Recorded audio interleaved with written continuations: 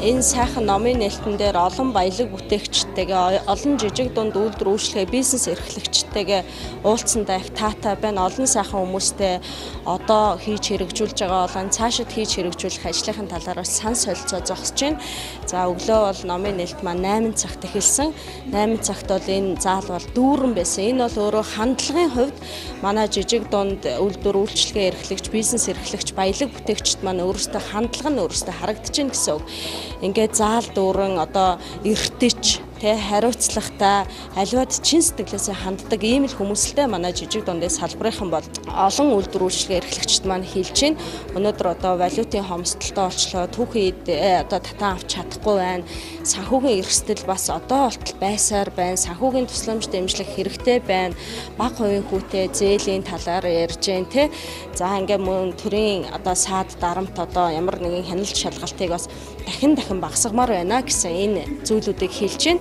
Нийслэлийн зүгээс ямар ч байсан эхний ээлжинд нийслэлийн зүгээс олгогддог байсан жижиг дунд бизнес эрхлэгчдэд үзүүлдэгээс энэ тусгай зөвшөөрлийн шинжтэй одоо зөвшөөрөл батламжийн 74 зүйлийг одоо байхгүй болгосон.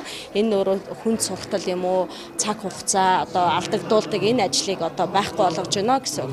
За хоёрдугаарт бид нийслэлийн жижиг дунд үйлдвэрлэлийг дэмжих төв нийслэлийн өмчт үйлдвэрийн газар олон улсын байгууллага болон одоо хувийн хвшилтэйгээ буюу банк санхүүгийн байгууллагынхантай хамтраад одоо 100 тэрбум төгрөгийн одоо зээлийн хөтөлбөр хэрэгжүүлж байгаа.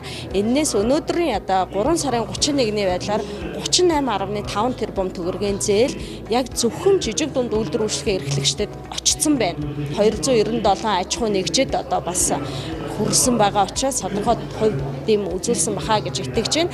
За мөн бүчил бизнес эрхлэгчдэд зориулсан 2.9 тэрбум төгрөгийн маш бага хувийн хүүтэй зээл маань бас ингээд гараад дууссан байна. За ингээд ер нь цаашдаа бид нар цахим платформд одоо жижиг дундынхныгаа нэгтгэж те олон улсын зах зээлд импортыг орлох, экспортыг дэмжих энэ бүтээгдэхүүн үйлчилгээнд дээр нэлээд төлхөө ажиллаж байна. Бүгд найрамдах Хятад ард улс, Япон улс, за Америкийн нэгдсэн улсын зах зээл дээр эхний одоо 170 бараа бүтээгдэхүүн маань гараад эхэлсэн ийм сайхан мэдээ байгаа. Хөдөлмөрлөж байгаа хүн бүхэн баялаг бүтээгч, баялаг бүтээж реформдоо сайхан амьдарцгаая.